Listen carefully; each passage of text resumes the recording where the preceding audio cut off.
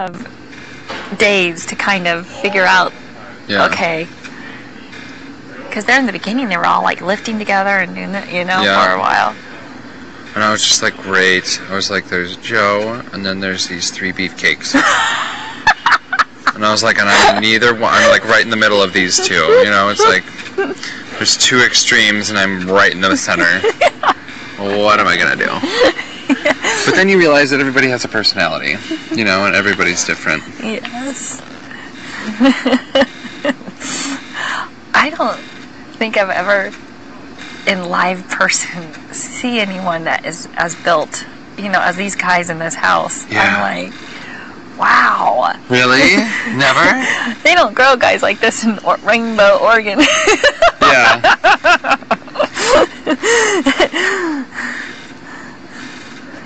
But they're all rednecks, Yeah. They're all loggers and rough looking, Oh yeah, I know what they all look like out there. They got the tobacco. Yep. Chewing tobacco. They've got their 3 pairs of jeans that are like tougher than dirt, you know what I mean? And stained and built and cut, you know what I mean? And they are all wearing their flannel jackets. And the 4x4 pickup trucks. Yep. Ford Rangers. Yep. If it's not a Ford, it's a Chevy. Under no circumstances would they have a GMC or Toyota. That's right. Yep. That is so funny. That's exactly right. That's right. They all watch NASCAR. Yeah.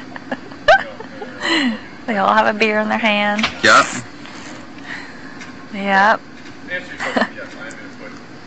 Because my aunt, she lives in that small town of 500 in Deer Lodge, Montana. It's a big logging community. It's funny because in my store, when we're putting the shelving together in the back room for where we keep all the inventory, I was nailing on the wall, and at the end of the lumber it said Deer Lodge LP. Really? Yeah. So the lumber that we have in Chicago came from my aunt's town all the way 5,000 miles away in Deer Lodge, Montana. How nuts is that? That's amazing. Yeah. That's amazing. Yep. Wow. Huh.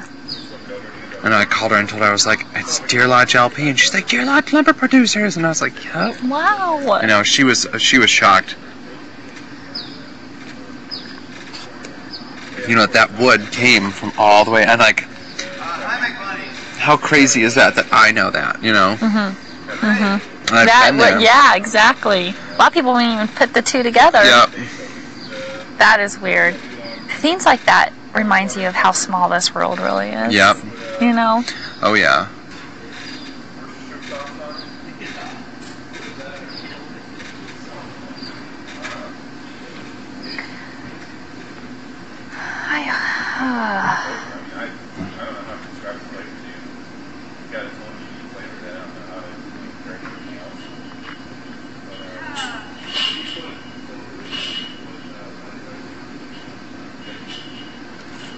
We have a golf course that isn't far from us. It's like, it used to be ranked the 13th prettiest golf course in the nation. Really? And how far away is it? Like a mile. Oh, cool.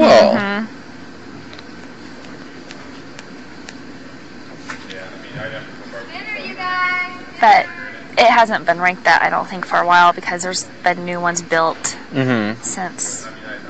But it just kind of, I say that just to, like, the surroundings is mountains and I'm sure it's gorgeous. trees. Are you kind of in a valley? We're in a valley, yes. Okay. The McKenzie Valley. Absolutely. Yep. So then on all sides it's mountains. Mountains, river, and then mountain. Wow. So it's kind of, it gets, after 25 years of this same highway, I just feel so, because it's literally mountain, highway, river, mountains in front of you. And you just feel like no tunnel, it's all, you can't look this way, you see a wall of mountains, you look this way, yes, there's the river, but then it's just like, I want to see flat. It's not all it's cracked up to be, I tell you. That's what I hear. Oh, I hate it. The river, though, I do appreciate when, you know, that 45-minute drive, especially like early morning when the fog is about 12 inches off of the. It's really pretty. So many trees. So if you ever go camping in Oregon, oh my gosh, or fishing or want to go down the river, that is the place to go. If you just want to get away, you know. Do you do reading vacations?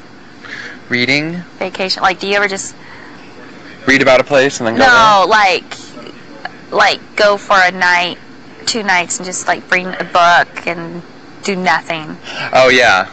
Yeah. I call them reading vacations. It's basically just doing nothing, watching TV and reading, and Darren and I are perfect for that because you guys can be right next to each other and not talk to each other for hours. Oh my gosh, and it works out perfectly because we both we don't want to go far. Like, we don't, like, if we just want to go away from the kids, so we'll go like 2 hours away from the house. We'll go just okay, yeah, I'll bring a book, and we're both so content of doing nothing. We'll go out to dinner, come back, we can watch TV, I can read, he sleeps in. When he's sleeping in, I go for a run, work out, shower, and then when he's done, we can go for lunch, come back, do absolutely nothing, and we try to get away just to do nothing. Oh, yeah. No kids, no. So I call those reading vacations. Yep.